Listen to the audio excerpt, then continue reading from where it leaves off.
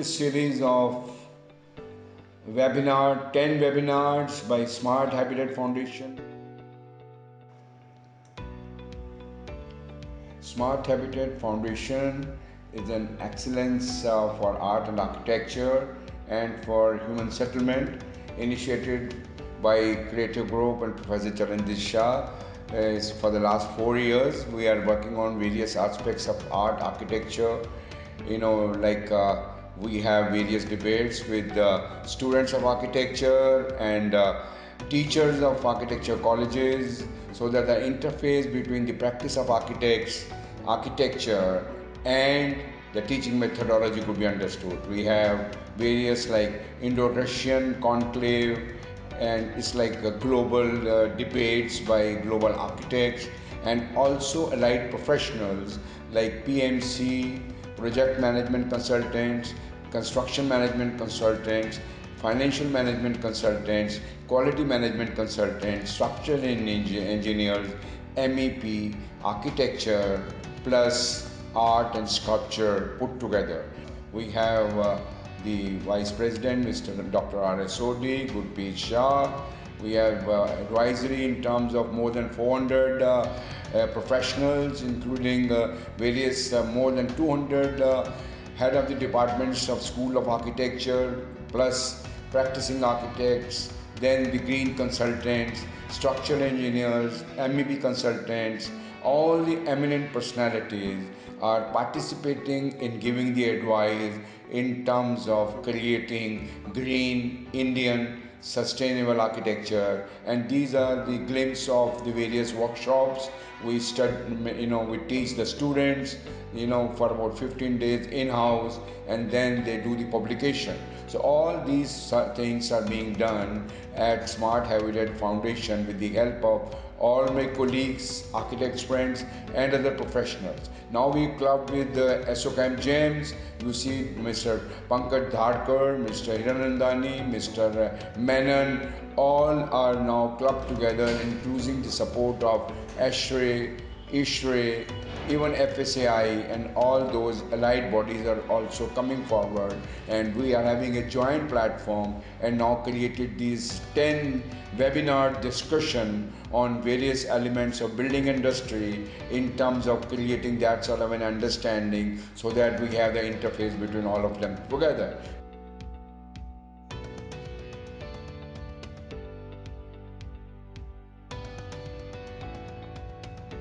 These are some of the publications we have made for publication for evolution of steel. We have also done on smart city planning, and that is all what we do. And now we hope for a very large platform with ASSOCHAM and Smart Habitat Foundation to take it further. Thank you very much.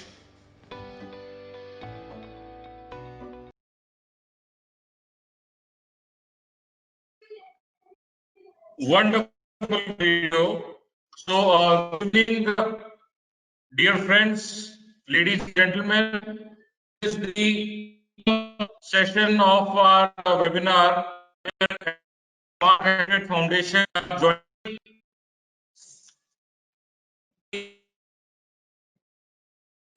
series. We are discussing about sustainability and green and COVID era and post-COVID-19. Smart and sustainable green human settlements post COVID-19. Dear friends, we have wonderful speakers with us, speakers from all over India. We have speakers from Rajasthan, Delhi, Punjab, Gujarat, and one international speaker also. So, myself, Neeraj Arora, I am Senior Director and Head ASSOCHAM. I look after the GEM Green Building Certification Program of ASSOCHAM, and ASSOCHAM and Sustainable Habitat Foundation are jointly doing this. Today's moderator is Architect Gurpreet Shah, who is the Secretary General of Smart Habitat Foundation and is the Principal Architect at Creative Group. Now I will hand over the session to Gurpreet Shah. Gurpreet, over to you. Thank you, Neeraj ji. Thank you so much. I thank the audience for participating, and I hope that you would be having a wonderful time. We have some very great panelists, a very rounded panelist from all across architecture and the engineering fraternity. I would like to introduce first Mr. Pankaj Dharkar. He is a renowned personality, does not need any introduction, but still, for the sake of it, he runs PDA in Ahmedabad, which has been doing very innovative, sustainable design solutions in the field of building energy, HVAC, electrical, especially vertical transportation. He is the national chairman of GEM Council for Green Building Certification Program by ASSOCHAM. Currently, he is also the international president of FSAI Fire Security Association of India, past national president of ASHRAE. I welcome you, sir. I also welcome our other panelist, Mr. Surinder Baga. He is a renowned practitioner in Chandigarh. He is the organizational head for Sarkar Foundation in Chandigarh. Mr. Baga has also been awarded by HUDCO for his work in energy efficiency, especially in housing. Currently, he is the member of Advisory Committee of India's Home Ministry on Union Territories. Recently, he has been appointed as head of Chandigarh Sub-Chapter FSAI and chairman of GEM Chandigarh. Welcome you, sir. I also welcome Mr. Tushar Sogani. He is the managing director of TSDPL, an architecture practice in Jaipur. Currently, he is doing more than 50 million square foot of area under various projects in terms of design consultancy. He is the chairman of GEM Rajasthan chapter, vice chairman of Indian Institute of Architects, Rajasthan. I welcome you, Mr. Tushar. We also have with us a very eminent managing partner of NMA, an award-winning architecture design practice based in New Delhi. They have been designing various planning and architecture works, especially their forte is sustainability. Mr. Manchanda has been teaching in TVB School of Habitat Studies, School of Planning and Architecture, and I guess he would be bringing to us a great mixture of academic and practice in terms of his thinking. I welcome you, Mr. Neeraj. We also have with us Shneel Malik, a very young and dynamic architect pursuing her PhD from UK. She is doing something very interesting, bio-integrated design. She has been working very extensively and she has been exhibiting her work in various parts of Europe, especially Paris, London, Estonia. I welcome Shneel, and I think she will be able to give us something very young and very, off the beat, which we might not be totally aware of. And her research of biodesign is of special interest in today's context. Welcome, Shneel. I would also like to Thank you so much. welcome Mr. Anand Tushar. Mr. Tushar started his practice in 1984. He has successfully completed large number of projects in various countries, India, Africa, UK, USA, specializes in R&D centers, laboratories. I think his forte is pharma and townships. I welcome you, Mr. Tushar.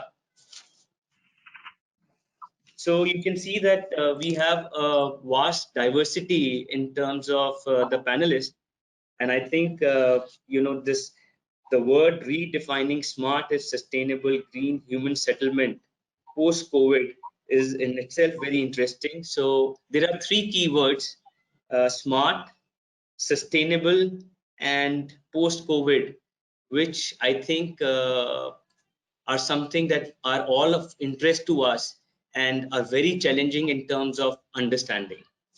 Just to give a context, I think all of us have been, devoting the 45 days in lockdown and have been doing a lot of introspect. So there is a lot of introspect, and we need to understand, what this is a pandemic or this is a pandemic.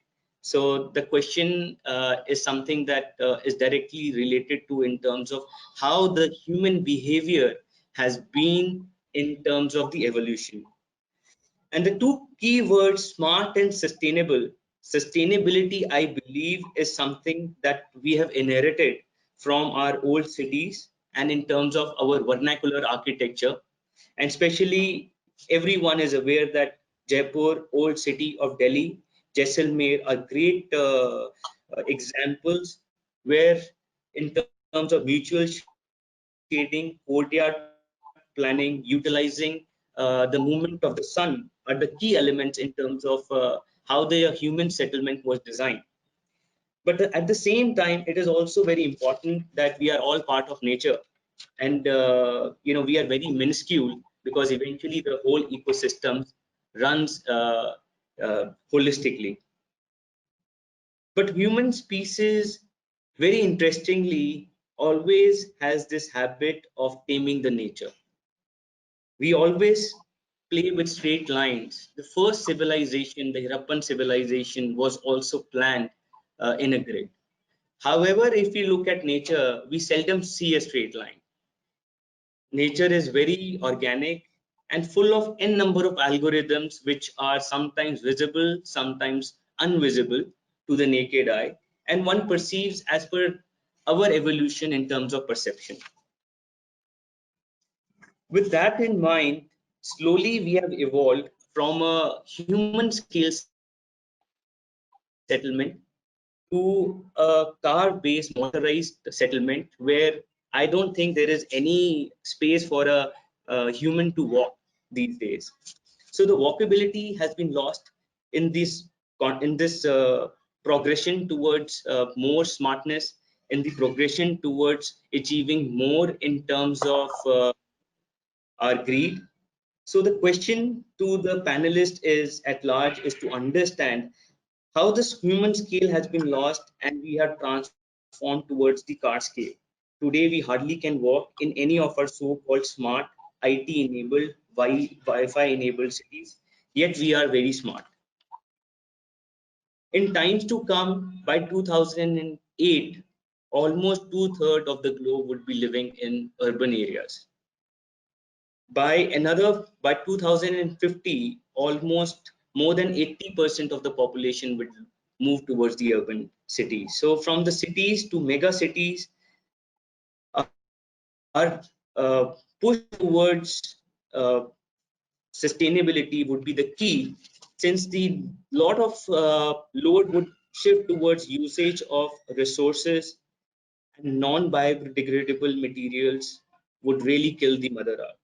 So how we can make it more sustainable, how we can push the limits in terms of probably going back to the nature, or how do we think about reduce, reuse, recycle? Maybe these are very common words, but they need to be thought about very carefully.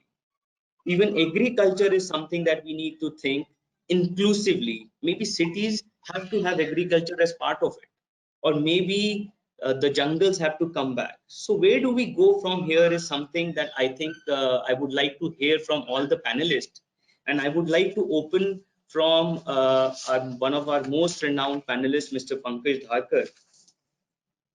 So sir, I would like to ask you, how do you believe, as a very reputed MEP and fire designer, you have designed more than I think 1,000 buildings in the country? How do you think that redefining smart and sustainable settlement post COVID 2019? So, sir, what do you feel is the role post COVID 2019? Thank you, sir. And just to correct my introduction, I am no more international president of FSAI. I was international president, so my apologies if I started with that. But let me first of all thank Charanjit Singh ji for associating with ASSOCHAM GEM. So thanks to Smart Habitat Foundation, all members, and I think this is going to be a fantastic time for 10 such wonderful series with involving many national and international architects of repute. So thanks Shah Saab, for that wonderful association with ASSOCHAM GEM. I'm sure this mutual arrangement and understanding will help us go a long way. So coming back to question, sir, we all know that COVID-19 viral outbreak is likely to bring some permanent changes in the lifestyle of people that may help in preparing for the future. And of course, building will play a more important role with such epidemics, since we have to stay indoor most of the time. So importance of sustainability in building and MEP systems can make the lifespan of building longer and enhance the health of occupants. The connection between physical environment and wellness will be more stronger than ever before after COVID-19. So prevention and control, the key elements when facing such major health crisis. So we will have to design our sustainable building in such a way that they are not only fire safe but also infection safe. I've been again and again using this word because infection safe is going to be a key element in future developments. And well-designed MEP and life safety system in building to maintain required humidity levels, airflow, differential pressurization. Differential pressurization is something which probably architects would start listening from MEP consultants quite often, because it directly relates to infection. Smart controls of operation, innovative ventilation and filtration technologies, and appropriate PHE system will help in maintaining healthy and safe indoor environments. So MEP services can play more important role in prevention and control strategies of building.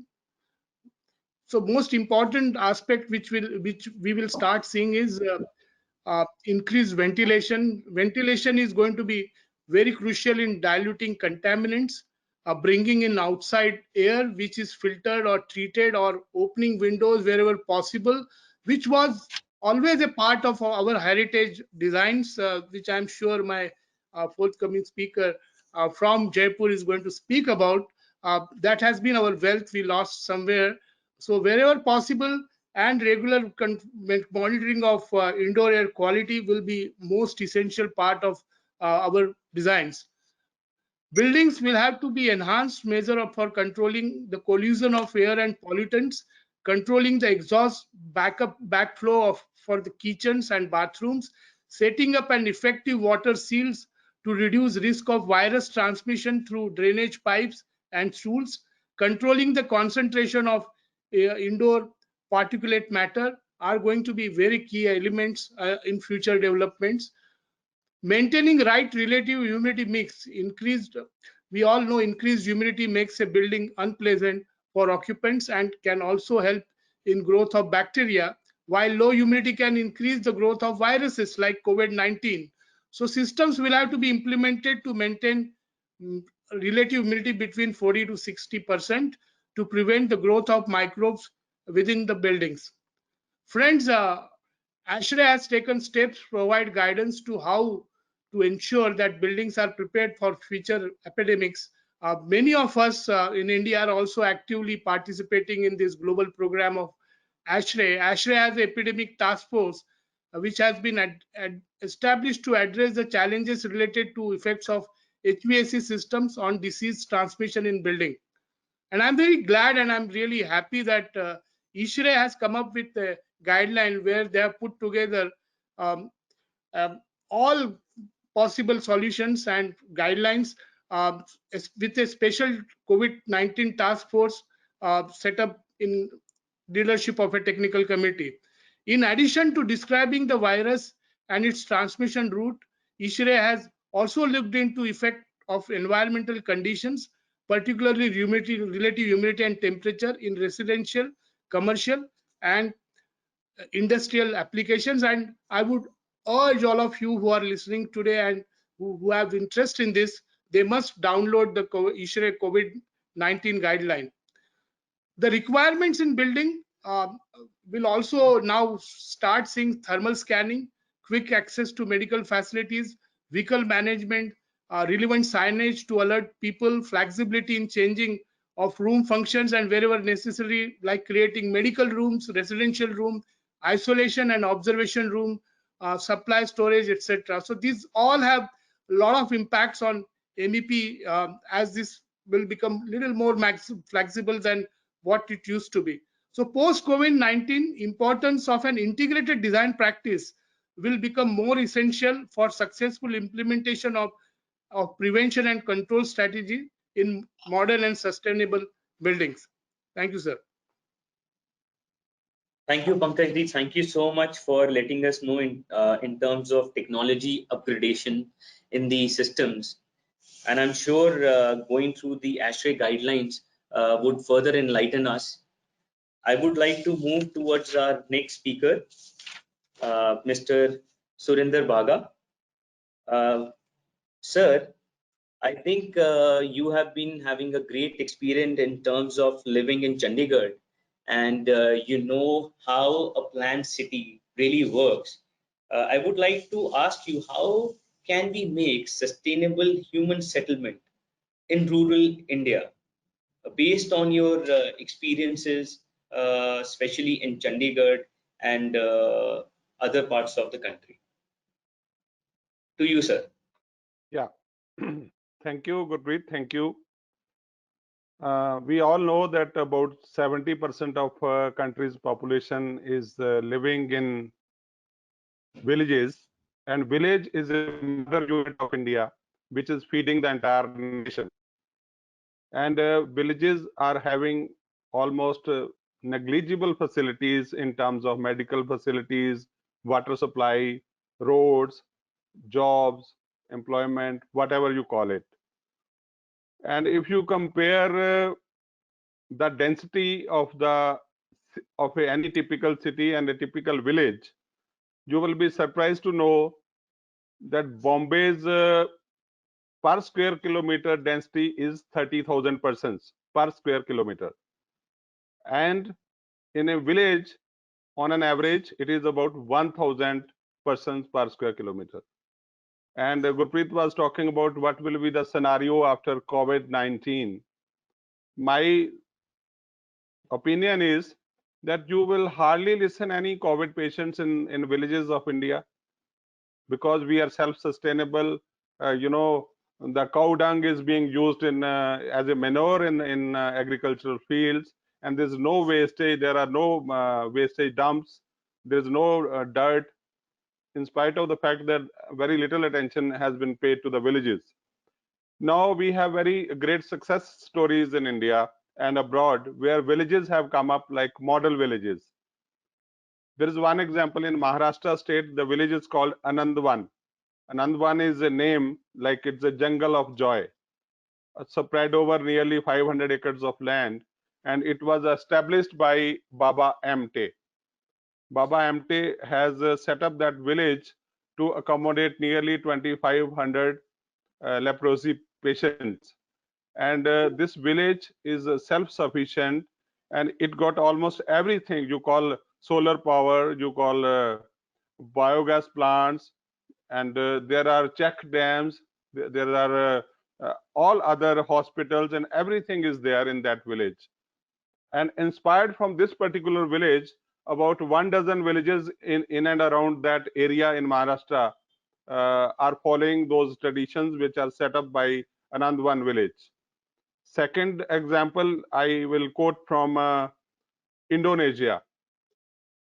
There is in a local language, they call it Kampung Pelangi is the name of the village. In English, they call it Rainbow Village. Rainbow Village is a village which was in a very bad condition. It was slum-like conditions in that village. A school teacher of that particular village has taken up the initiative, and he was an art teacher basically. He has done painting of the entire village. He has put murals on the walls, and he has done decoration of the entire village with the help of the villagers and with the little small help from the government of that country. And the result is that village is one of the #1 villages from the tourism point of view today in Indonesia. That is a second example. Then I happened to go to Islamabad in Pakistan. In Pakistan, I asked a friend there that Islamabad is a city like Chandigarh, a planned city. I asked him what I can see here. He says that you must go to Saidpur village. Saidpur is a small village which is encircled by the Islamabad. The Capital Development Authority of Islamabad, they hired a French agency and they upgraded the entire infrastructure of that village. And when I went there, seeing was believing. It was an ultimate beautiful village where the temple was preserved, a Gurdwara was preserved, because no more Hindus and Muslims are Hindus and Sikhs are not living there, but it was there before the partition of the country. They have preserved a Gurdwara very nicely, a Hindu temple very nicely, and they have made all sort of arrangements like parking, cafeterias, sewerage treatment. All that is done there. Then after that, I happened to invite the waterman of India, very famous, who became very famous, Dr. Rajendra Singh, to Chandigarh. And I was talking to him. We all know that he got a Magsaysay award. He has created 10,000 check dams in Rajasthan and given water supply to nearly 1,000 villages. And the statistics show that the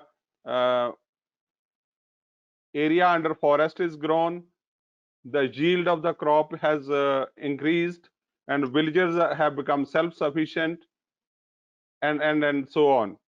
And at the end of it, I would like to say that there is a lot of scope that we can very easily do redevelopment of our villages with a very less cost.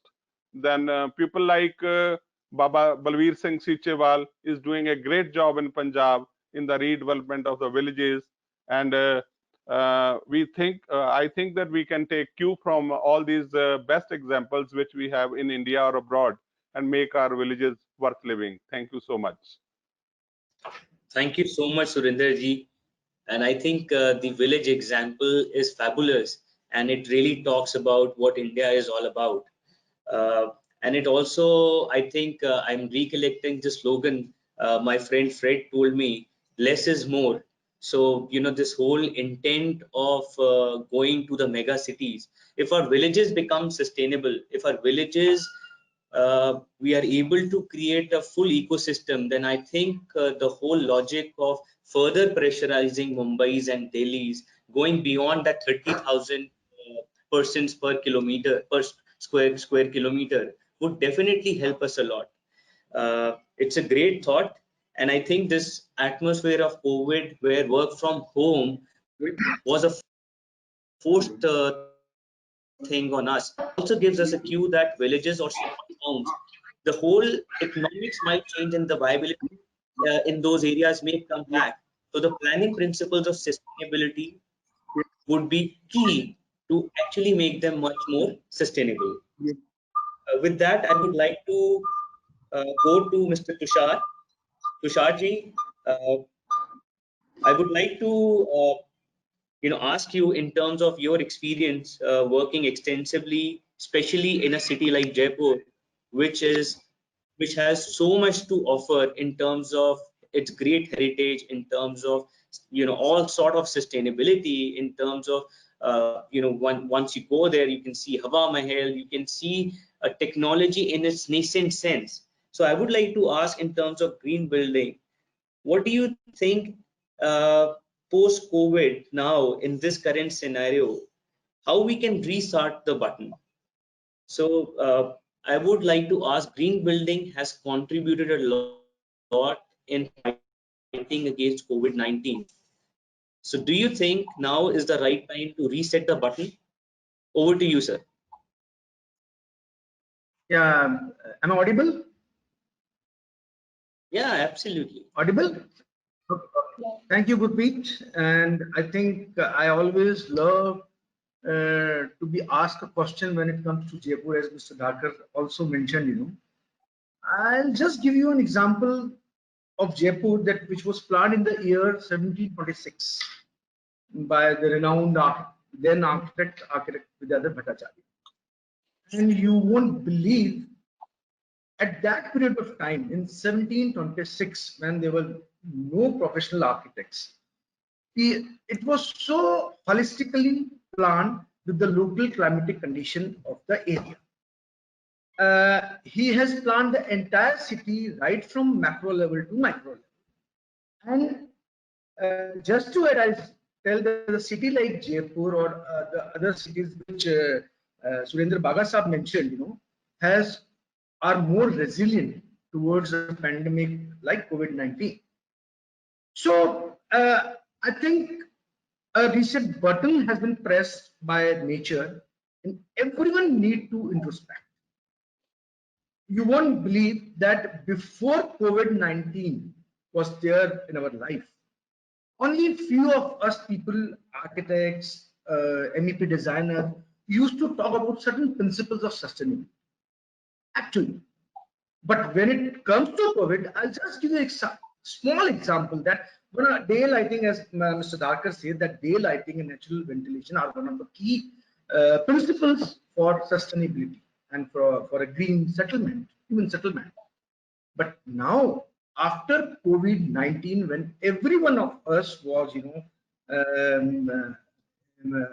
was locked down, a layman in a house being locked down, you know the essence of getting a natural ventilation of daylight conditions.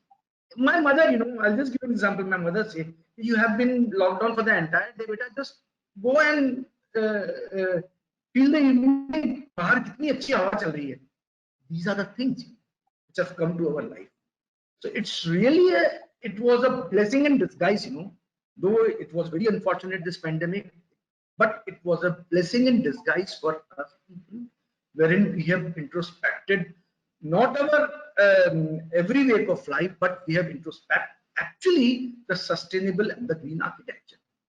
And I think in times to come, when this lockdown will be open, so there is going to be a great paradigm shift. Mark my words, great paradigm shift. And there has to be a lot of changes.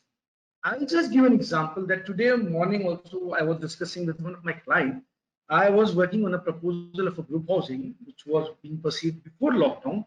But today when he came to my office, his perception, my perception totally changes. And I'll just give you an example on the basis of my experience, what are going to be the new trends in green and sustainable architecture. Number one is minimalistic design. What Gurpreet just now said, why less is more? I discussed with my client today morning itself. It was a group housing project that we have to be now very minimalistic. We have to prioritize the thing, Previously, when we used to conceive any architectural project or any human settlement, we were very extravagant. Mark my words, extravagant. We were very extravagant. But now we need to prioritize the thing. We need to give more stress on the functional. So very one key factor will be minimalism in the design, which Europeans have been doing for quite a long period of time. Now, second trend will be a biophilic design. A biophilic design is a concept used with the building industry to increase the occupant connectivity through the use of direct nature, indirect nature, space, and place conditions. So next trend will be biophilic design. Third design trend, which is going to govern, will be the regional approaches, which just now Mr. Baga told you. We need to learn from our legacy. Our ancestors, they were not qualified engineers, not qualified architects, but they were very witty people. So regional approach is going to play a very, very, very important role. I'll just give an example of a Dhani in a hot and dry climate of Rajasthan. Mr. Baga said they are more sustainable in fighting against a pandemic like COVID-19 because they use vernacular material, they use local materials. They know how to sustain their build form. They know how to sustain their settlements against all the odds. They have rainfalls. They have extreme summers, they had extreme winters. Their architecture, a Ramlal living in that Dhani, actually was a green and sustainable architecture. So regional approach is going to be very, very governing factor. I remember there was a presentation few days back, I was just listening to the architect. He said that in sustainability, what we talk about local materials as one of the principle. And fortunate to GEM and IGBC and GREA, and you get 1 mark or 2 marks for that. Our rating agencies are so strong that they give marks for that. So if now time has come, it's like a cycle. People have started using local material because of the tourism, because of its more adaptability towards the present climatic condition of that area. Secondly, again, because of logistic problem, what my builder friends and what my developer friends have started thinking, जो पास में है उसको use कर लो, labour ज्यादा दूर से नहीं आए, मटेरियल कुछ ऐसा रहे, not come from far area. So regional approach is going to govern the entire design consideration in the times to come. Last but not the least, very important thing is the holistic approach. Till now, all of us were thinking in a very haphazard manner, we are doing a lot of things all together, Now our design approach has to be very, very, very holistic.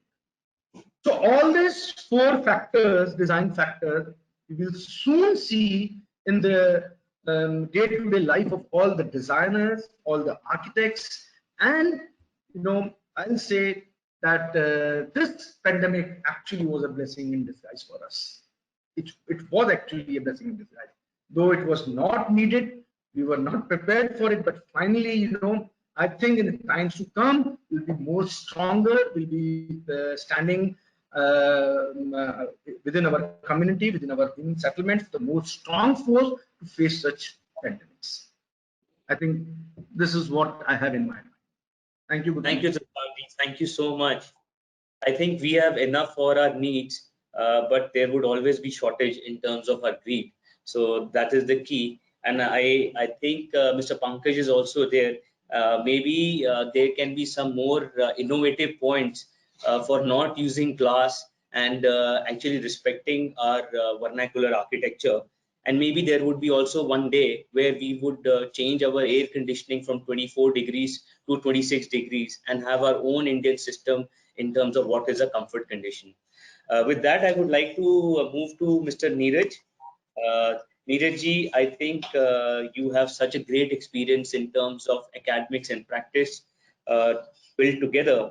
So what do you see as the key redefinition, if any, for smart and sustainable settlements after this pandemic has entered our lives?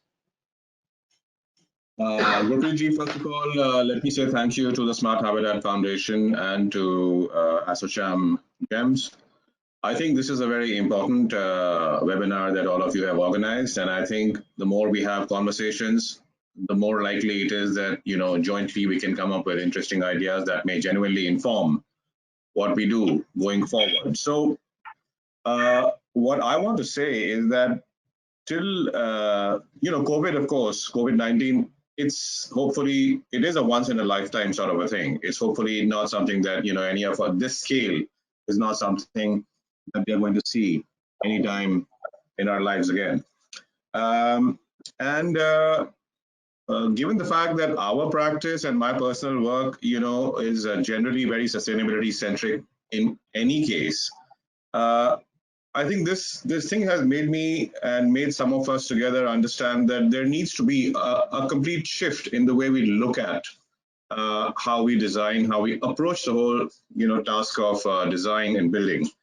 So I want to capture this by trying to say that just till COVID began, if you and I were speaking, I would probably use the 3 E's to sort of capture what it is that we try to do. And those 3 E's stand for ecology, environment, and economics.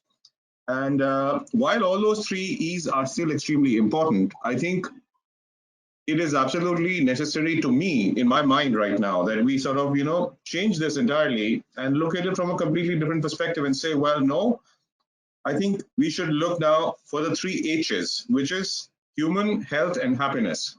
Now, what happens when you do this is, while there are certain common elements between the 3 E's and the 3 H's, one is able to reprioritize a certain number of things. And many of these things have already been sort of captured by Pankaj and by Surinder and by Tushar. I will make some connections with what has already been spoken about. So when one talks about, when I talk about human and health and happiness as a sort of a three key sort of words that are now beginning to become my takeaways, um, here it is.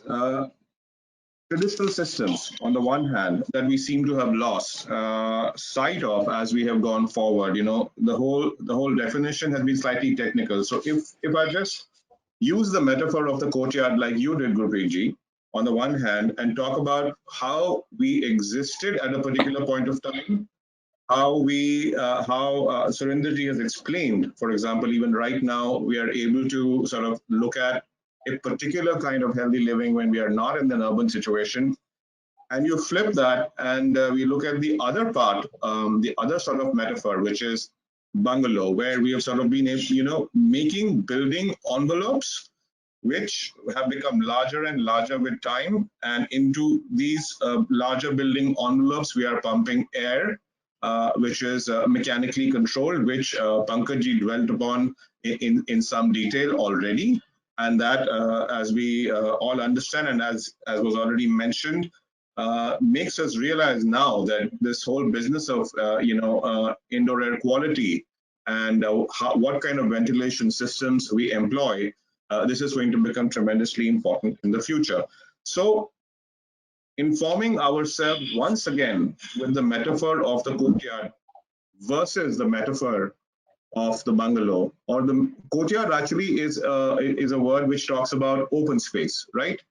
So the subcontinent, I believe, has always placed very high value on outdoor living. We belong to a climate, as Tusharji said, and as you pointed through your vernacular architecture comment, where it is possible for us to lay much, much higher value on our open spaces, on shade, on simple attributes that allow us to basically exist without having to be inside built envelopes.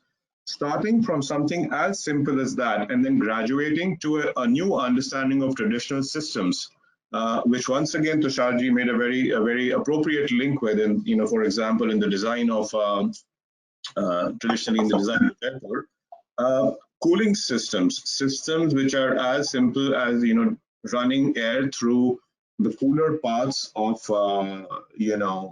deeper and cooler parts of a building before delivering it somewhere, working fundamentally with protocols such as 100% fresh air systems. India, up to very recently, was ecologically a very friendly place. If I talk about a school, in a village school, if you open the window, in a village school, we often don't have power anyway. The water supply is also, debatable. So it's a very green building, no power consumption, adequate daylight, and not too much of water consumption. And now when we, take this and we sort of box this building up and we sort of ramp up the energy consumption, ramp up on the technical aspects and, use formal air conditioning systems, the whole thing changes. So till very recently, we were a green country anyhow in certain specific typologies, and now sort of we have transformed. But it's very quickly a reset for us. We need to rework and go back to our traditional systems to see how it is that we make that connection, once again, and we sort of graduate our traditional understandings to make it relevant for the current situation. And this part of my answer, I'd like to close by sort of explaining one of the three E's, the one that talks about economics. I'll share a personal experience with all of you, which is that there has been an instance, and I think many of you will be able to connect with this. Some of the contemporary interpretations of traditional systems, natural cooling systems, that we wanted to employ on a couple of projects. We used to do a calculation till 2 months ago. Well, we still do those calculations when we'll continue doing those calculations. But these calculations were return on investment, which means that how many years will it take for this system to, through the savings that we have in electricity bills or power bills, how much time is required for the system to pay for itself. Now, what COVID-19 has done, it has taken this whole concept of looking at return on investment, this nature of classic, plain exclusionary economics, and thrown them right outside the window. In today's context, I look back at those projects and tell myself, if those places had already had those 100% fresh air systems installed, we would have probably been in a very different place as far as those projects are concerned. And like Tusharji said, these conversations are now developing from an absolutely new perspective. And I feel that they are only going to get stronger. And I have a feeling that because of this introspection and because of the very rich history we have in this part of the subcontinent in India, we are going to be able to do something very, very inventive now. Thank you. Thank you so much, Neeraj. It was great to hear about the synergy that can probably be brought in terms of vernacular architecture and the integration with the new technology. I also believe that the key word from the economics now has changed or shifted towards health, maybe. And in these 45 days, we all have been thinking about our well-being. So, architecture for well-being may be a change that might come in times to come. With that, I would like to move towards Sneel. Sneel, with her research on biodesign, I would like to ask her, how do you see bio-integrated design playing a role in the way our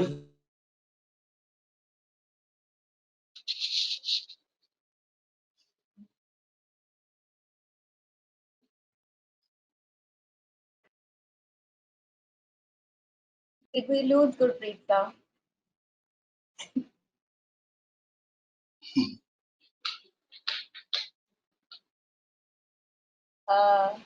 Yeah, I think we lost Gurpreet.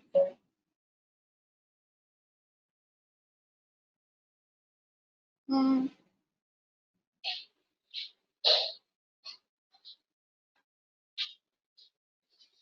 Yeah, probably had to.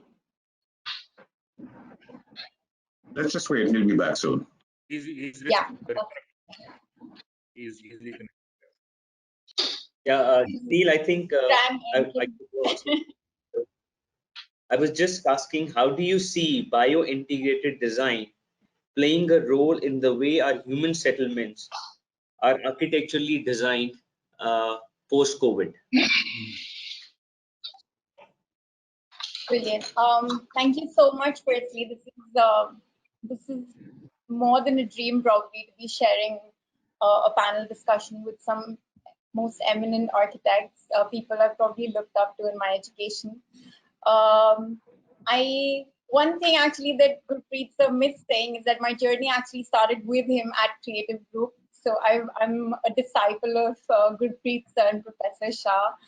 And whatever I'm probably doing, weird or non-weird, is actually coming from there. So I'll probably just take a second before I dive into the conversation and the question that Gurpreet sir asked about what bio-integrated design really is. And it's brilliant that the concept of biophilia and the vernacular has already been touched on by the other panelists. And as part of the research lab that I am a part of at UCL, bio-integrated design tries to move one step beyond just the sustainability agenda.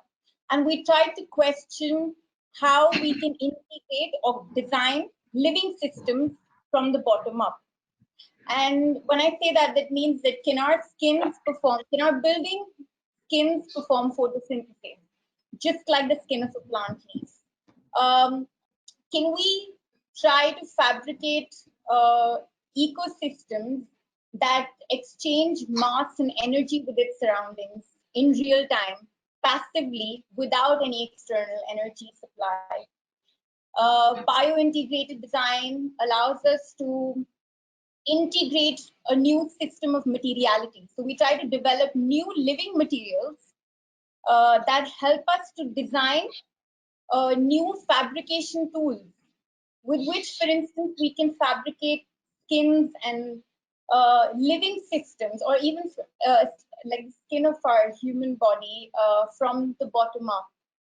In my research particularly, I look at fabricating photosynthetic membranes for architecture. That means that I want to find a way of developing a material that I can expand on a large scale, and it absorbs carbon dioxide from the atmosphere, releasing oxygen. So we do this by trying to investigate new materials in our labs. So as a scientist, I sort of put on a lab coat, and I try to make my own recipes of new materials. An example of this material that we've developed is a water-based hydrogel, which is completely biological and easily biodegraded. But when I make this material and I encapsulate living cells of a microorganism, a microalgae, this cell begins to live inside my material. And while it lives, it performs photosynthesis. And this material is completely water-based, and it's viscous, right? It's like a jelly. It doesn't have a lot of structure. But then as a designer, I can ask questions when I'm developing this material as to where the structural stability of this material can happen. Where can it become biocompatible? What is it that I need that this skin that I'm fabricating becomes homogeneous? And therefore, we also 3D print. So we make our own robotic extrusion systems that help me to fabricate this with this material layer by layer. So for instance, I think we all know if you have in a material more water percentage, it will be very gooey and viscous. If it has less water percentage, it will have a level of structural stability. If you all would know an organism, the squid. So for instance, the squid has the hardest beak. It's the toughest material found in nature. And its body also has a flimsy-like tail. Interestingly, it's actually deposited and fabricated from the same material compositions only by changing the water percentage, the water gradient. So when I fabricate these materials, I try to change the percentage of water, and my topmost surfaces, because they allow my microalgae to live and perform photosynthesis, they become greener with time. Now, the next question would be, where do I apply this? Fine, it performs the photosynthesis, what else can it do? But interestingly, anything biological in our environment performs multiple functions. For instance, microalgae is known to clean polluted water. Engineering solutions exist where they use microalgae to clean water that has heavy metals and is highly contaminated. So what we designed was a wall that holds this material, and I can circulate water through my wall and receive cleaner water at the end of it. It's a shame I can't show images of what I'm talking about, but in the project is actually called In This, and it's sort of dedicated to my culture and my heritage, where I come from. And I've got a tile actually, which I can maybe show you. This tile, so the tile is actually obviously made of crevices, and this is my algae is dead right now. But when I layer the material in it, and I can tessellate this tile into a wall, and I circulate this water. As the water trickles down the wall, the algae present in my material performs photosynthesis, absorbing and capturing heavy metals from my polluted water. Now, the next question you would ask me is, where would you apply this for? Yeah, fine, very nice. What do you do? It's actually a wall which is designed for small-scale artisanal communities. In communities such as where they dye our textiles, our bangles, and just like Mr. Surinderji mentioned before, that our small communities and our developing, the small villages cover about 70% of our demographic. And none of these communities, or a large percentage of these communities, have absolutely no facilities. of not just good infrastructure, but good health, sanitation facilities, water, air conditioning, and the idea of including biological systems within their uh, community and within their daily activities allows me to not just change their behavior, but to empower them in adapting a new technology, which is embedded in its vernacular, in its cultural techniques. This style that I actually showed you was fabricated in Khurja, which is the ceramic capital of India. And the material which is applied on this was done by the ladies that dye our textiles. And while there is a long-term aim that I'm able to fabricate holistic materials that are fabricated completely with just this biological material, we have to step-by-step design to start integrating these processes within their existing infrastructure. And this was my way of bridging the two gaps, the top-down and the bottom-up, the existing architectural facilities and our new technology.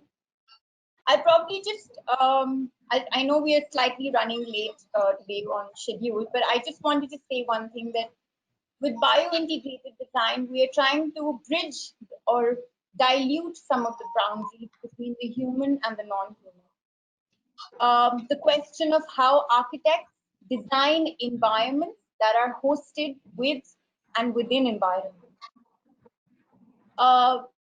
Greening systems or landscaping facilities exist, but then trying to move one step beyond and transforming the ecosystems, allowing our environment to revive both on a macro scale and micro scale, where, for instance, our surfaces have antimicrobial properties because they allow the growth of certain good bacteria, allowing existing building materials to become receptive to certain growth of epiphytes, moss, and lichens that clean pollution, air pollution, or a completely new materiality. And this sort of suggests the idea that is central, I think, to today's discussion on decentralizing globalization, and where the ecological carrying capacity of every land that we design for is limited. But we know that somewhere we do also have to satisfy the dense requirement, the urban requirements of our cities. And how we can bridge those two by acknowledging my ecological capacity, but also uplifting my infrastructure so that it performs and adds to my ecological performance, is what I'm getting at. For me, I constantly think, and I think the COVID times are a big illustration of the term act local to impact global. We are all acting in our little capacities to make a global impact. And I think as an architect, designing for that movement, designing for that behavior change is where we are heading towards. I just, where Gurpreet in the beginning mentioned smart and sustainable post-COVID, I'd rather say smart and biological post-COVID. Thank you so much. Thank you, Steve. Thank you so much. Thank you. I think the research is very interesting, but it's new and it would take some time for us to understand the complexities. But the key, I think, is that we are started to think in terms of getting bio integration in our design. So which is definitely, we are talking about living organism as a building. So that's great that our thinking has started to move ahead. Just not think of a building as a piece of brick and mortar, but as a living organism. Thank you so much. I would like to move to Mr. Anand, and interestingly, he has great insight in terms of affordable housing. So I would like to ask him that in terms of the 10 smart cities initiatives in the country, especially Ahmedabad and Pune, turned out to be the biggest hotspots and continue to struggle in terms of the COVID-19 times. Their vulnerability and fragility in tackling the current crisis was completely exposed. So what do you think? Should India revisit the smart city criteria in a major way, address realistic and contextual issues? How are we prepared to combat these kind of disaster and pandemics uh, in the 17 goals that have been laid down in the smart city formation? Over to you, Mr. Anand. Thank you, Gurpreet ji. I thank at the outset Professor Shah for giving me this opportunity to speak about this. I would touch upon more the planning aspects of settlements after the previous speakers who have spoken more about architecture and some of the details. I would like to inquire, I would like to examine where we have gone wrong during this so that we come into this mess. As mentioned in Bagaji's presentation, the density is one of the major problems. Densely populated urban settlements have hit harder than the rural areas. The so-called 10 smart cities, as mentioned in my question, Ahmedabad, Pune, etc., have failed miserably in handling this crisis. Should India revisit the smart city criteria in a major way and address realistic and more contextual issues? Should we reset our priorities and address fundamental issues of health, sanitation, and livable housing for all? And most importantly, preparedness to overcome pandemics like COVID-19. Is it time to ask ourselves whether we require smart cities or we require smart citizens or smart communities? That is a question which we should ask today, especially in developing countries like India, where our resources are scarce compared to the ever-growing population explosion. It is appropriate that the title of this webinar mentions smart and sustainable human settlements and not smart cities alone. The 2030 Agenda for Sustainable Development, adopted by the United Nations member states in 2015, provides a shared blueprint for peace and prosperity of people of the planet. Now and into the future, as it is at its heart, the 17 Sustainable Development Goals, which are called SDGs, which are an urgent call for action by all countries, developed and developing, in a global partnership. We recognize the ending poverty and other deprivations must go hand in hand with strategies that improve health and education, reduce inequality, which is very important, and spur economic growth, all while tackling climate change and working to preserve our oceans and forests. The SDG 11 specifically outlines the vision for sustainable cities and communities, while SDGs 3, that is Sustainable Development Goal 3 and 6, highlight the importance of good health, well-being, clean water and sanitation, and SDG 10 talks about reduced inequalities. We need to strictly incorporate these principles while planning for sustainable settlements. Overemphasis on technology, especially the information and communication technology, ICT, should not dilute the above mentioned fundamental goals of sustainability. The technological bias can be detrimental in our context. Surprisingly, robust health infrastructure and preparedness to combat disasters such as COVID-19 pandemic do not feature in the 17 goals of United Nations, or they do not feature even in the criteria for smart cities in Indian Smart City Mission. After such a great loss that we have experienced now, our focus should shift on these critical issues and initiate course correction in redefining our planning rationale. We should add an adjective, one more adjective of sensible to the existing smart and sustainable human settlement. We should move from smart to wise. Wuhan, the Chinese city where the COVID-19 outbreak began, is the most densely populated area in China, home to 11 million people. Likewise, New York in US is the most populated city in the US. Green spaces like Central Park in Manhattan and Prospect Park in Brooklyn, residents have struggled to stay far enough away from one another to curb the spread of this disease. We can see hints of what the pandemic resilient cities of tomorrow might look like in the way the urban spaces are being repurposed. They are being converted now.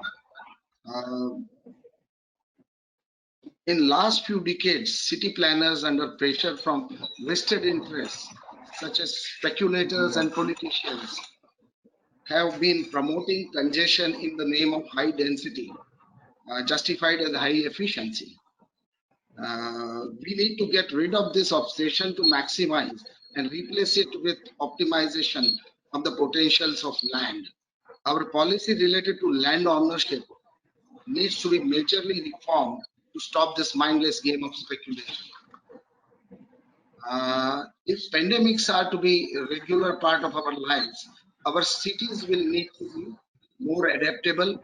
During a crisis like we are in right now, it would mean creating temporary housing and having health centers be built more flexibility with more flexibly and have space available in cities for those. One example of this is the temporary Nightingale hospital in London, converted in just 9 days and able to accommodate 4,000 patients and 1,000 beds. Wuhan, China also built a 1,000 bed hospital in 10 days. Having both the space and capacity to create these rapid temporary structures will be a fundamental part of a city built for a pandemic. The cities of the future, now what is the way forward?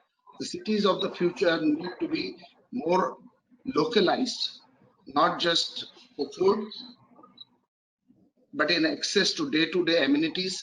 Maybe the mega cities you have to create small nuclear entities, and each nuclear entity has all the resources inside.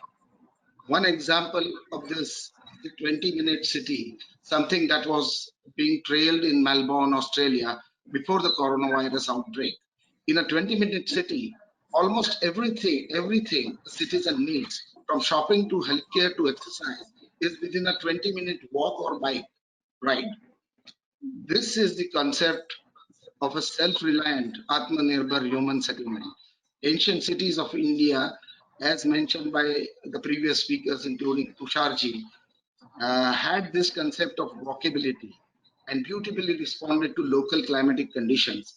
We can get some inspiration and clues from these traditional Indian cities, respect nature judiciously, use and conserve resources, preserving the environment and improving the well-being of our citizens. Should be the end goals for future sustainable settlements and communities. So this is the kind of guidelines which we can draw from our traditional cities and traditional settlements. This is for now. I think. Thank you very much for patiently listening. Thank you, Anandji. Thank you so much. And I think with this, we complete our first round of panel discussion. And we have had a varied discussion, hearing from the engineer's perspective, from the architect's perspective, from the planner's perspective, and from a researcher's perspective. So that's immense crisscross happening in terms of thought processes. And now I would ask my fellow panelists to keep it short for the second round. And we would like to give 2 to 3 minutes per panelist. I would like to start with Mr. Pankaj again. Sir, how the GEM sustainability certification program is being evolved to take care of the life safety, monitoring and hygiene related issues in the buildings post COVID-19. Over to you, sir. Thank you, Gurpreet. I think we have heard 5 eminent architects prior to me earlier with Surendarji, Tusharji, Neerajji, and of course, Ms. Malik and Anandji. And I'm an odd man here. I'm the only MEP guy here. Well, I think COVID-19 outbreak highlights the importance of proper hygiene and emphasis how easily disease can spread in the modern world. Uh, Buildings can either help to prevent the spread of infectious disease or can accelerate the spread and proliferation. So now concepts in building technology will have to be implemented after the pandemic so that buildings are more safe, comfortable, healthy, livable, and manageable for all occupants. We all know that all green buildings currently have 5 concepts, which is energy efficiency, resource efficiency, water conservation, indoor environment quality, site and community impact.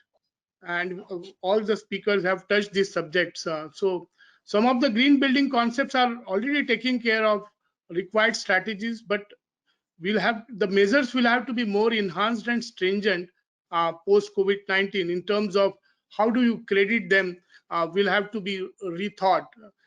Buildings in future will have to be more stringent in maintaining water quality, air quality, fitness facilities, cleanliness facilities, and its use of antibacterial building materials in order to reduce the risk of people getting infected and also enhance their immunity. So accordingly, the rating what we are currently doing need to be really adjusted by all the accrediting facilities. So building certification programs like GEM recognizes the importance of certain aspects of building design that plays important role in making buildings healthy, safe, and secure. So ASSOCHAM has taken a green initiative to take care of Mother Earth and to complement in India's sustainability movement and formed a council of green and eco-friendly movements, we call it CGEM, that executes the GEM sustainability certification program with the objective to promote environment-friendly green building design and construction. GEM has been designed for sustainable design and development of the buildings and related developments, and GEM stands for Green and Eco-Friendly Movement. ASSOCHAM GEM has regional chapters in Punjab, Rajasthan, Gujarat, and on 4th of coming month, we are opening a chapter in UP, and our colleague Tushar is also helping me open chapter in Madhya Pradesh, Chhattisgarh, Karnataka, Tamil Nadu, and also in Chhattisgarh. So I'm really delighted to have very strong team, and soon we'll have more than 10 chapters in the country. We aim to go to 40 chapter level in very early stage. I'm very confident about it. The programs include sustainability, energy and water efficiency. This is the only program which gives credits to fire and life safety, more green area, indoor air quality, daylight, fresher and human comfort, and it's also based on latest version of Bureau of Energy Efficiency ECBC 2017 and NBC 2016. Since launch, GEM rating system has made rapid strides in green buildings, which covers projects across the country and many certified professionals. We have rating system starting from 0 to 135 points, which actually takes care of GEM 1 to GEM 5 certification, GEM 5 being the best certification. It's a very simple, very transparent system, and we are really proud of that. I think post-COVID, and our team is already working, we'll have to give additional credits for proper cleaning and disinfection techniques. So also proper hand washing facilities and signages, and also talking about social distancing, special breakout areas, innovative solutions for touch-free operations for door, windows, drawers, and other equipments to prevent spreading. So such credits will now you will start see flowing into our system. I'm really glad that GEM is also a system which has a monitoring platform which includes 24/7 access to a customized dashboard for you. Since this is a very unique feature for us, we are also training professionals with exams and certification is online, and currently in COVID time we are doing it at a very reasonable cost. We have already in place MOUs with ISHRE, FSAI, IAQA, ASHRAE chapters in India, GACS, and Smart Habitat Foundation. GEM is the only program which has included FSAI Fire Suraksha Index in making the safe buildings. Of course, this is initiated by ASSOCHAM, which has more than 400 chambers, 4.5 lakhs members working Sir, we towards are creating running a out of conducive time. environment. So, Thank you, sir. just to Sir, finish, sorry to sir, interrupt you. just to finish, with GEM ASSOCHAM is now in the process of opening for various options and suggestions such that we create a new country and do not create Western limited word by calling green as red, but opt to propagate green as green and be part of nature and managing them professionally and looking beyond net zero human settlement. My apologies, sir. Thank you, sir. To my fellow panelists, now we are almost running out of time. I would request you to keep your answers for 2 minutes. So it's already 7:25. Another 8 to 10 minutes at max for us. Over to Mr. Surinder ji. Yes, Sir, I would like to ask you that in terms of slums, we have seen that Dharvi has been a great example where COVID-19 fight has been very challenging. With your experience in Chandigarh, what do you feel in terms of issues of slums, even in a planned city like Chandigarh, are bothering us? So, sir, what is your take in terms of slum development in the country? Thank you, Gurpreet. I was studying. Hello, can you hear me? Absolutely, Yes. sir. Yes. Yeah. I was studying, all the planned cities of the world, like Islamabad, like Brasilia, like Chandigarh, and many other planned capital cities of the world, Gandhinagar maybe.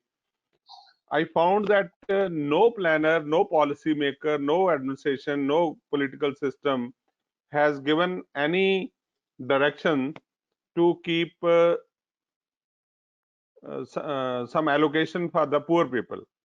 In Chandigarh, we have 250 acres of land, and out of 250 acres of land, if you just give 5 acres for the poor people, the slum people, the have-nots, then you can easily accommodate all the slums. In Chandigarh, we have 1/3 of the population which is living in slums. Even 5 acres of land in each sector will accommodate all of them. I think that was Corbusiers' mistake. That was the mistake of other planners in Brasilia and in Islamabad. I think there is a great lesson in a great song written by the famous lyricist Shailendra, which was sung by Mukesh. It says, ज्यादा की नहीं लालच हमको, थोड़े में गुजारा होता है, बच्चों के लिए जो धरती माँ सदियों से सभी कुछ सहती है, हम उस देश के वासी हैं जिस देश में गंगा बहती है. I don't know why planners have kept plots of 1 acre, in city like Chandigarh, where only 2 retired people are living, and the people who are doing my service, like this cobbler and all, they are living in slums. I think we need to redefine our requirements. Thank you. Thank you so much, Surenderji. I think this is a big question, even more than planning.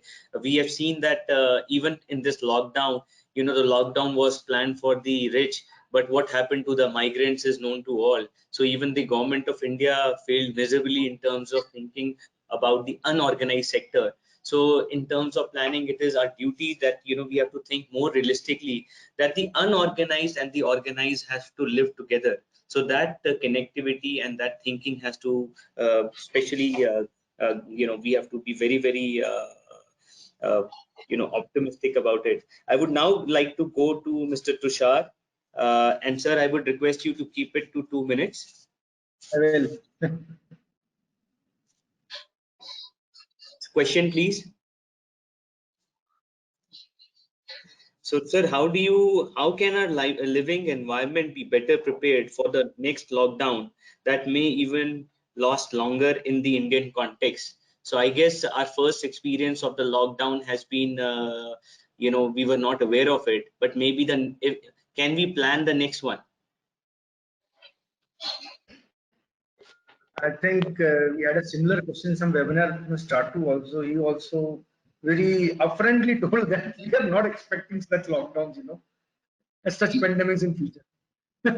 So hopefully, by the grace of God, that we do not have such pandemics in future. But if somehow it comes, I think in this entire period of lockdown and this pandemic, we have matured ourselves very strong.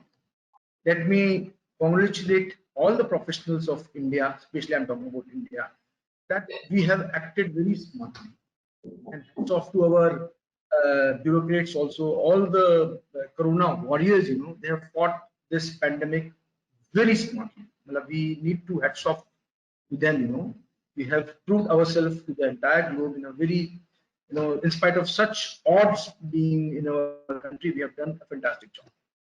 Now, see, I think the most important thing, if we face any pandemic like this in the coming future, most important thing is to be a health performance, in the human settlement that has to be considered. And I think we architects are very bad in statistics, So our friends like Mr. Dharkar, who have got a good hold over the calculations and all, there has to be, like we give a OC, like we give a CC, completion certificate, to a building after the building has been completed. There has to be a health performance certificate, on the basis of what? On the basis of indoor air quality, daylighting, and other things like this infectious building. So there has to be certain, barometer for the calculations, so that we can survive and we can call a building health performance building. It has to be. I was just going through some research, where I read that there's a thing called NHT. They call it life cycle health performance treatment. So with the help of our flavors, we should try to prepare such LHT, so that finally the tenants or the owners of the building have this certificate certified by the professionals, and which holds good for a good human settlements. And on a lighter note, I would like to say, Mr. Dharkar, he is not an odd man out. They are our masala in the tea, basically.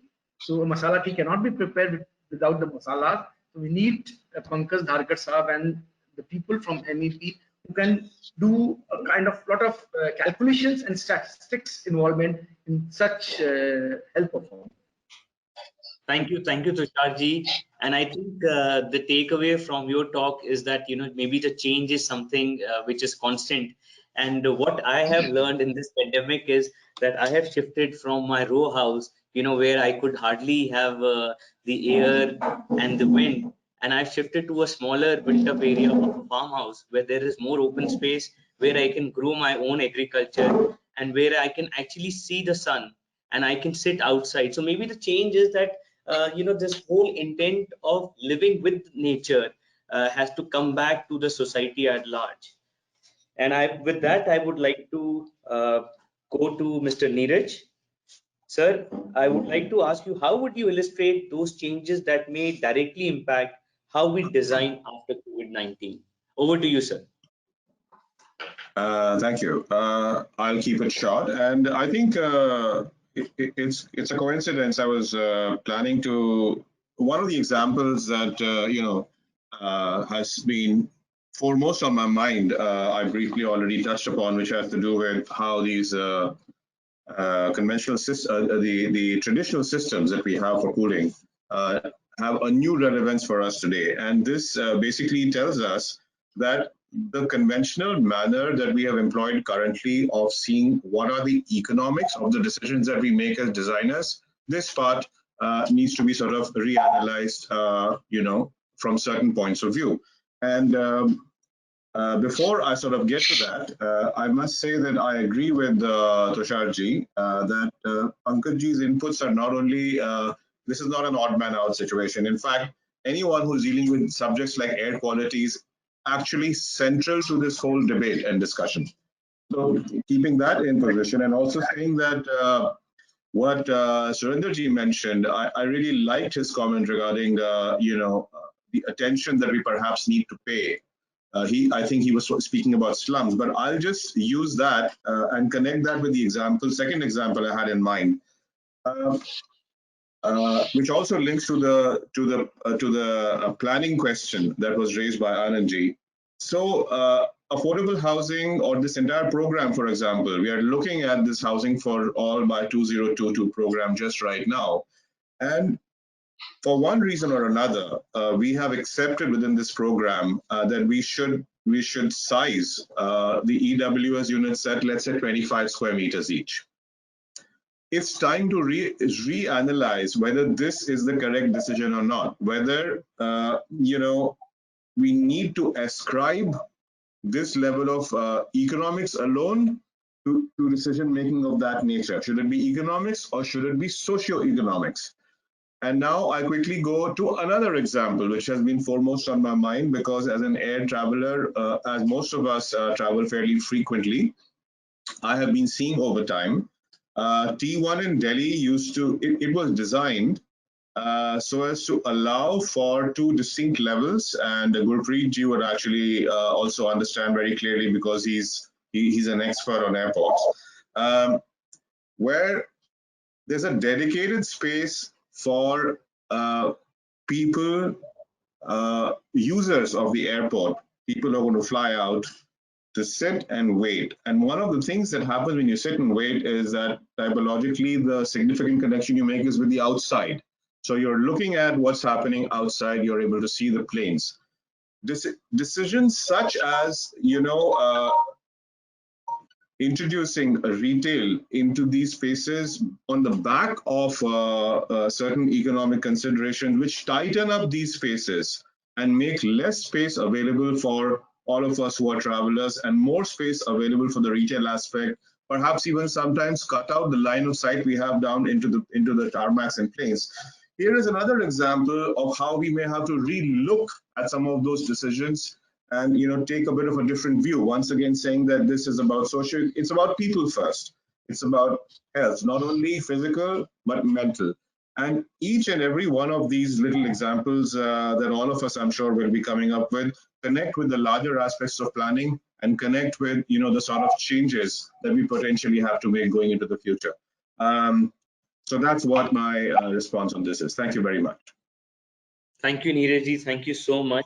I think the central point is that we need to design for the people, and maybe this whole idea of moving from for the people and integrating the technology to the extent that maybe we have lost the central piece, the people. I think that's where we probably need to go back, and COVID is something that is reminding us that nature and for the people needs to come back.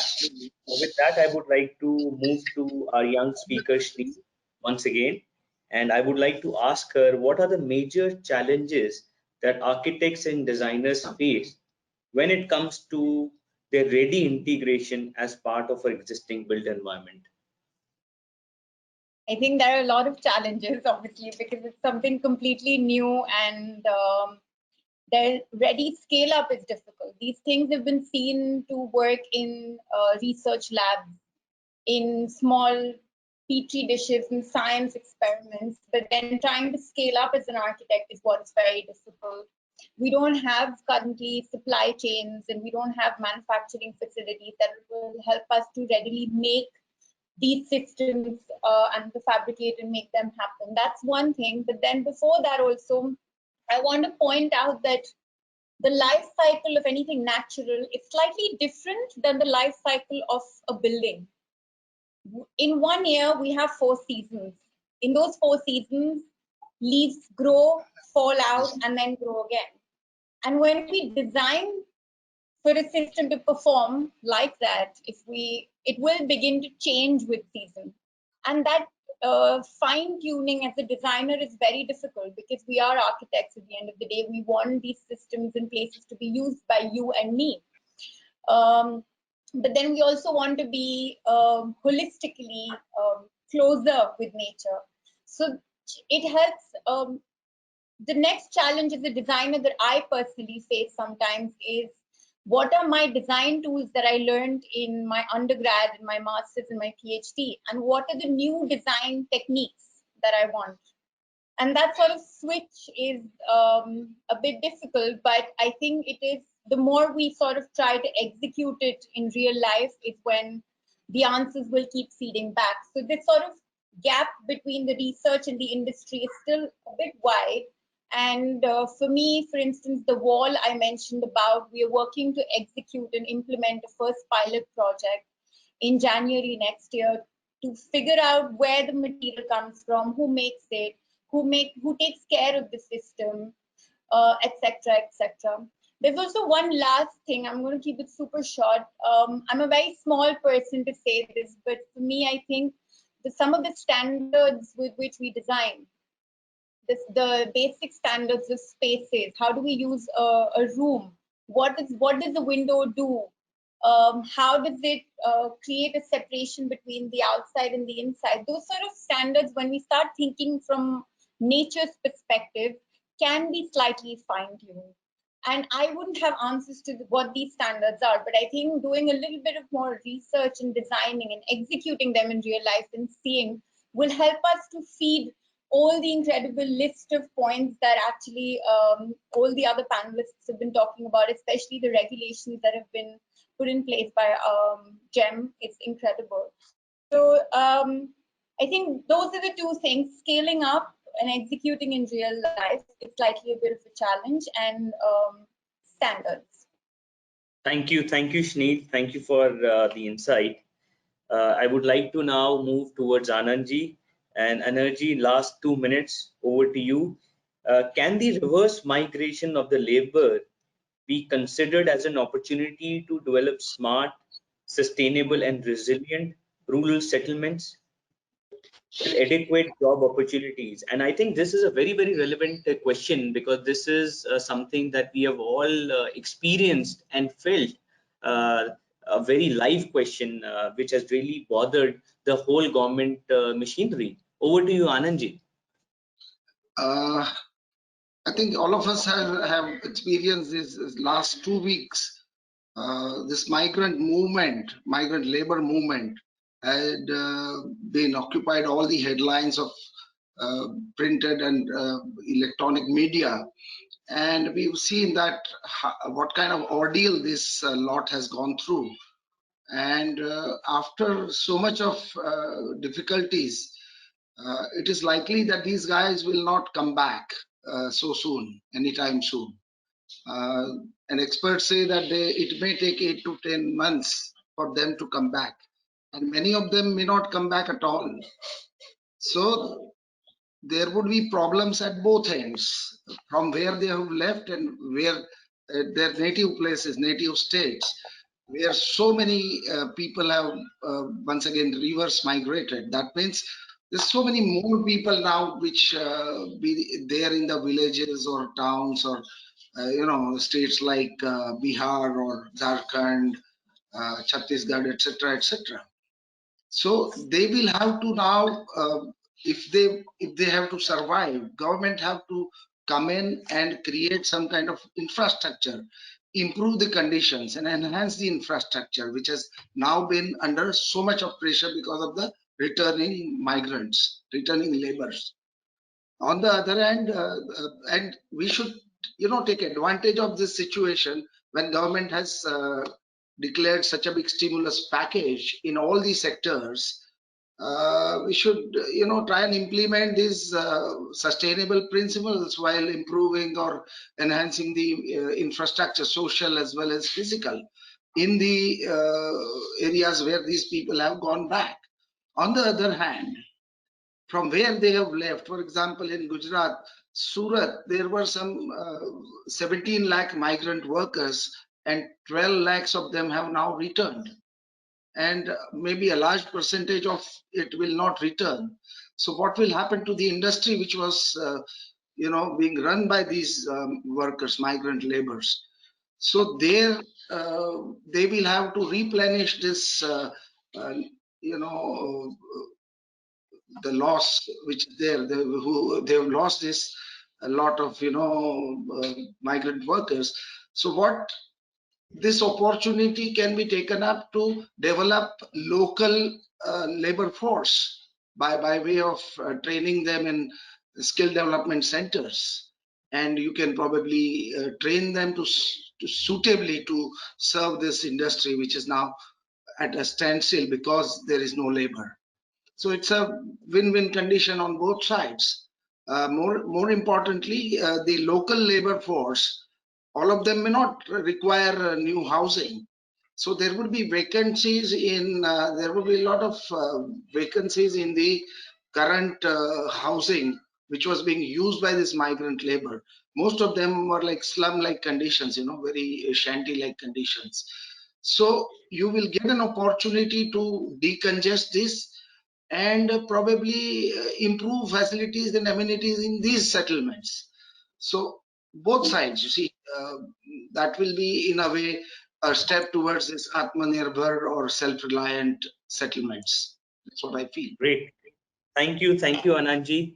And I understand that we are running out of time. I would just like to summarize that maybe we can't live without the unorganized sector, or maybe the unorganized needs to be organized. And it's a beautiful thing that we need to now be more informed, and we need to start to respect nature, and we need to think about the unorganized. Probably we need to think about blurring the boundaries between inside and outside, and even the planning principles need to have a relook, and we need to start to think that there has to be a coexistence of planning and of unorganized planning. So that needs to come together. Thank you so much. I would like to really thank all the panelists for giving their varied opinions. And I would like now to pass on this to our organizers, Mr. Neeraj. Thank you so much. Yeah, thank you, Gurpreet ji. It was the. Am I audible? Absolutely, absolutely. Thank you so much. I think now the internet connection is better since we start. So thank you so much, Gurpreet ji. It was really excellent session. And what I can say is there were around 700 plus delegates attending the webinar, and still we have 600 plus who are still listening to us. So this is an excellent because they were keen to listen to our wonderful speakers, so they are still with us.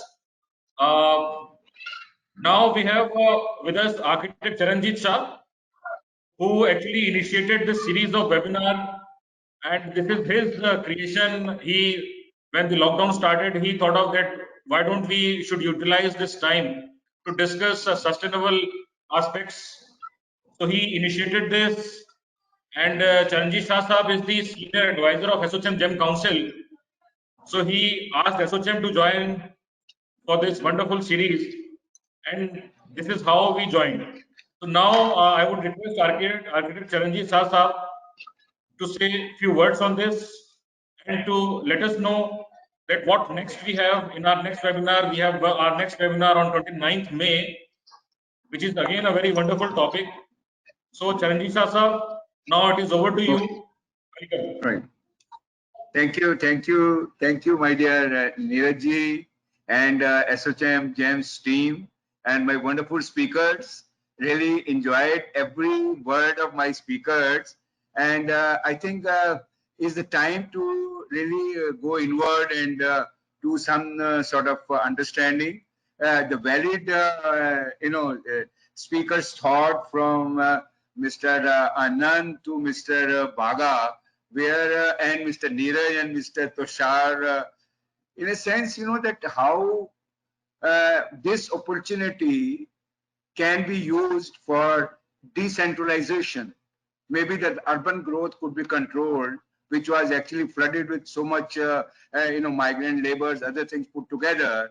And now suppose the labor has gone back, can we, from taking a lead from Mr. Bhaga, can we really think of that we give, there was a proposal, this thing, project by the government, like providing urban facilities in the rural areas. So if possibly we can create that sort of urban facilities within the rural areas can be self-sufficient, and migrant labor need not migrate. Only essentially where it is required, there we see that they really migrate. And probably the problem which Lee Corbusier or other people could not foresee, that why this migration is taking place. That is also a question to be understood. Perhaps it's a very large understanding. One has to really understand many more things put together. And to me, after looking into it, is like understanding the the indoor quality, the outdoor quality, the environment. How do we really create all these things put together is a big challenge. And we have, as physical planners, we always look for passive ways of physical planning in terms of various aspects. But when it comes to mechanical ways, the active ways, so sometimes we are overshadowed. I am not criticizing anybody. The maybe large, global facilities like ASHRAE or other organizations, they practically sometimes it is not only intervention, but it is empowerment. And in that process, we lose our heritage, our other alternatives ways of doing economical ways of various air qualities. Perhaps now next we have 10 of the webinars which are in the process on various aspects, from air quality to fire to we're talking about real estate, we're talking about project management, we are talking about real estate management, we are talking about construction management. All these things are in the process. Every week we are having one of these seminars in collaboration with our larger player, which is ASSOCHAM GEMS. And next Friday is we're talking about the air syndrome, the inside quality of air. Perhaps if outside quality is not good, how can I get a quality inside which is good for me? So these both things need to complement each other, and we need to discuss, find a solution wherein we are not mitigating, but we are finding a solution forever. Not that today we have COVID and we're talking about many more things of distancing and other things put together. Can we make something which is lively, which is understandable, which is sustainable? Perhaps Surendraji has said that in villages we are still safer. We do not find this problem so much in urban areas. And these are some of the points which needs to be seen. Now, thank you very much, all of you. I will hand over to Mr. Neeraj again to announce the subsequent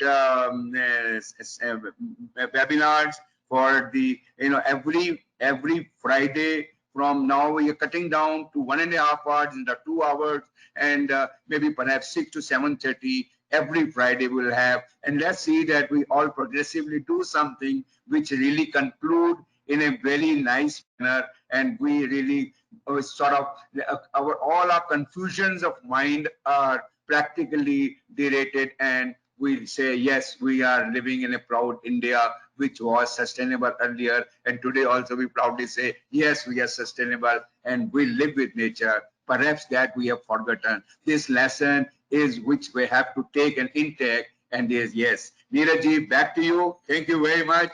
I applaud for all of you for giving your time, and let's see that unitedly we can do this. This is the platform where we're trying to put all architects, artists, MEP consultants, real estate players, project management put together so that we create holistic human settlement, which is best for all. And we say proudly, yes, we are all professional club together and making our strong India, which is make in India, made in India. Thank you. Over to Neeraj. Thank you very much. Thank you, sir. Thank you so much. Your message was really very energetic and very encouraging. So we have received many questions from the audience, but one question which I like most, I mean, we are doing webinars since last 2 months, but this question came first time from any audience. So I will take one question only. But before that, I would like to announce two announcements. One, that we have our next series of webinar on 29th May at 6 p.m. Again, the topic is air syndrome in post-COVID-19 capacity building. So our speakers will be mostly from engineering side, and they will be guiding us with how air quality or this thing should be improved in our buildings. So and next announcement is that ASSOCHAM GEM Council is conducting one webinar on GEM training program, which will be followed by GEM online examination. This exam and webinar will be conducted on 30th May. And as told by the Dharkar Saab, for during lockdown, ASSOCHAM has cut down the fee for that examination. Earlier, that fee was 5,000 rupees, but now the fee for that webinar and examination is just rupees 3,300. So we have cut down the fee 35% just to consider the lockdown. And the last date for submitting that application is 28th May, and 30th May is the date of the webinar. So please join us for that webinar also. Thank you so much. So now I will take one question. And this question is open to you all. Anyone can answer, or more than one speaker can answer, because we have 9 minutes from now. So the question is, this question is very valid, because the attendee is saying that COVID-19 pandemic or such pandemics happen once in a while, or there might be some different muted virus will be there in future. So how our architectural design or how our MEP design will help us in preventing and controlling such virus? We don't know which virus will come next. So we are preparing ourselves for COVID. So how our architectural buildings, our architectural design and MEP design should so that it can help us in preventing future viruses also. It is very open question. So over to you. Anyone voluntarily would like to answer? I think Yes, I'll answer it in a very short and crisp line. As I told earlier also, that this was a blessing in disguise. Because of this lockdown, this pandemic, this COVID-19, which is, I am damn sure, never going to come to us. This is for sure. But this has given a lesson to us. The kind of inappropriate architectural designs, maybe, which we were doing, it's a time to correct ourselves. It was a lesson to us, and it was a lesson to us, mankind, basically, to save our Mother Earth. So basically, I think that we have introspect ourselves in this lockdown period. We have learnt of a lot of things. Now, mark my words, in all the green building settlements, or whatever we call it, in build form, people will think in terms of passive measures.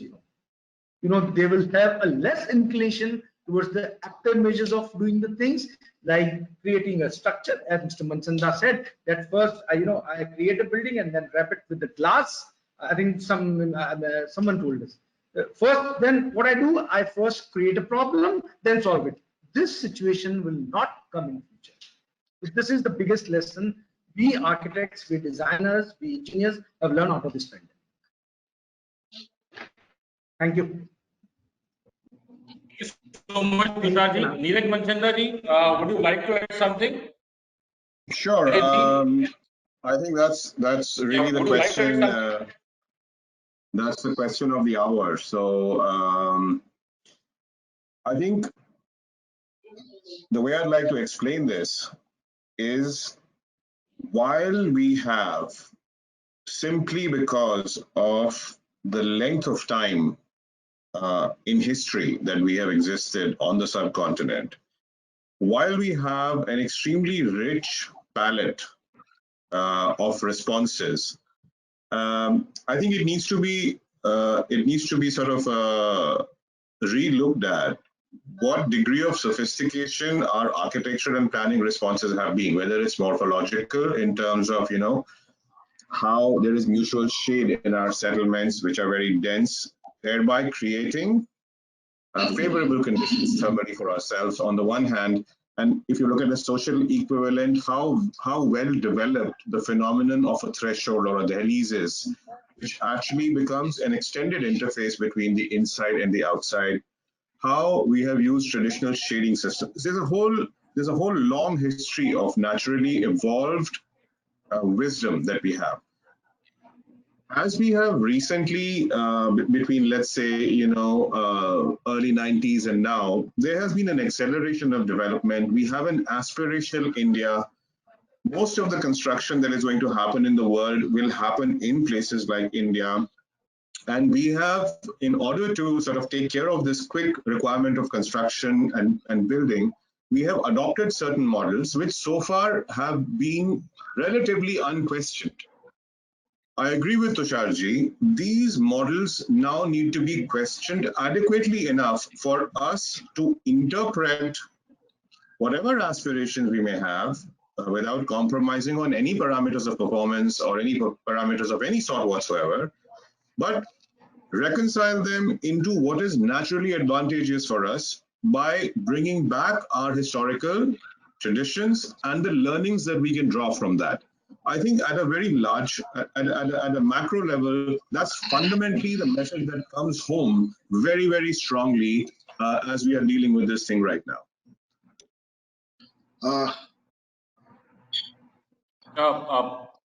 Can I come in? Yes, Anandji, please.